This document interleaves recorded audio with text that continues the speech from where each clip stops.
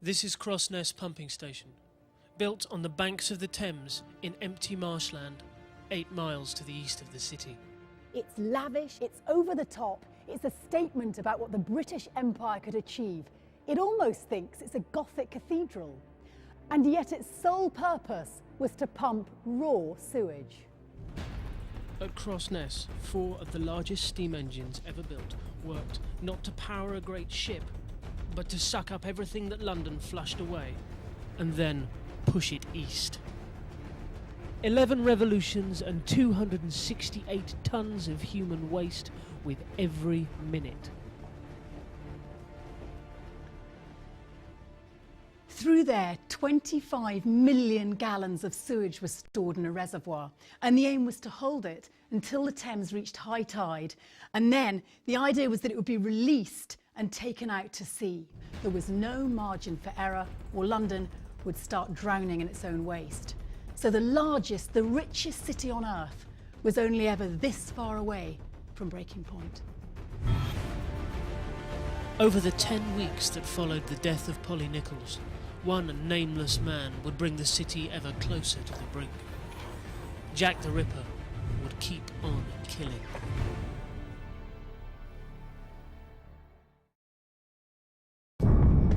For his killing ground, Jack the Ripper chose the overcrowded, poverty-stricken ghetto of Whitechapel, East London.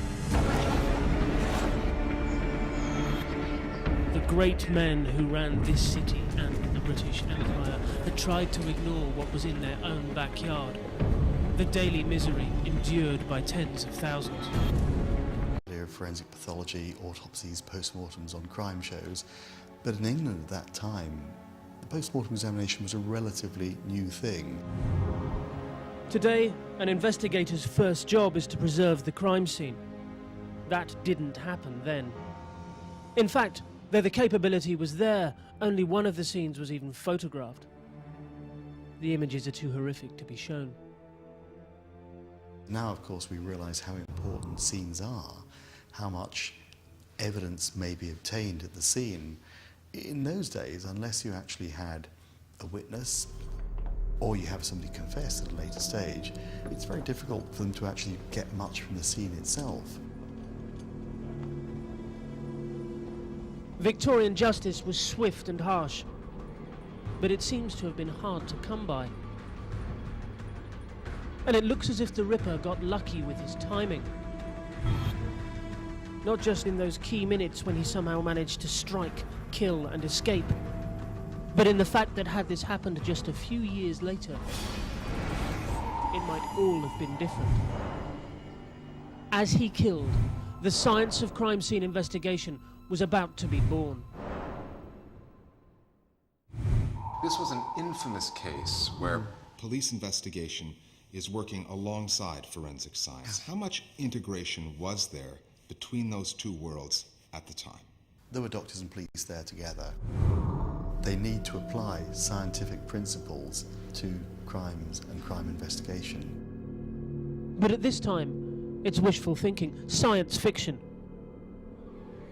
Arthur Conan Doyle, a doctor and more famously an author, publishes his first Sherlock Holmes story just months before the first Ripper killing. He bases his detective on the professor who tutored him in medicine.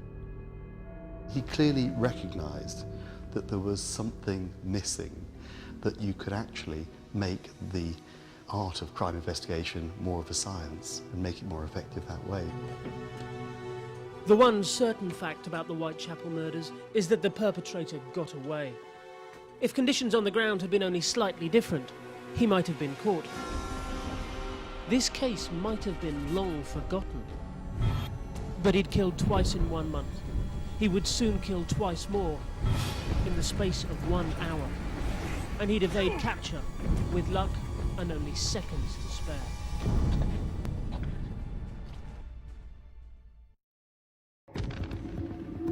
When Jack the Ripper struck in London 1888, he was a man ahead of his time.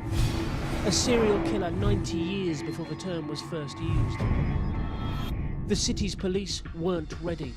Forensic science wasn't ready. And yet there was one night when he came within seconds of being caught, when he revealed most about himself. when a criminal investigation became a manhunt. More than they did. As the mythology around the killer has grown, he's been painted as almost superhuman, some kind of evil genius. But experts on the case see the truth as far more simple, far more easily explained.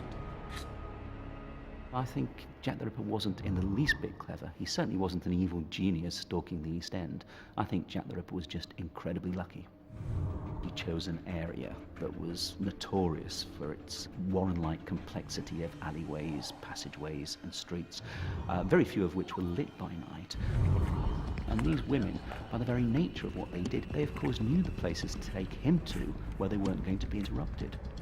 Again, it's his environment that conspires to help him. If the double event occurred today, the outcome might be very different. The whole issue of poverty, of drunkenness, of prostitution, of deprivation, and I have to say they didn't want to know either. But they were forced to pay attention. During the Autumn of Terror, the world's press descended on Whitechapel. He move away and carry on his crimes elsewhere. Did the Ripper simply board a ship and go somewhere else? Over the next 2 years, unsubstantiated press reports would refer to Ripper-style killings in ports as far from London as Panama City. Another possibility is that he was taken out of circulation, either placed in an asylum or arrested for some other crime. He may even have been executed. It's not inconceivable at all that Jack the Ripper was hanged for a crime that the police didn't connect with the Jack the Ripper murders. Because we have to remember that he was loose in one of the most crime-ridden parts of London, and violent crime on a daily basis was commonplace in the area. So there has to remain the possibility that he was taken in and they just didn't realise who they'd got. What is clear, however, is that Jack the Ripper didn't in any official way pay for those specific crimes, those 5 deaths. Oh yes, we can say with complete certainty that nobody officially paid the price for the crimes known as the Jack the Ripper murders.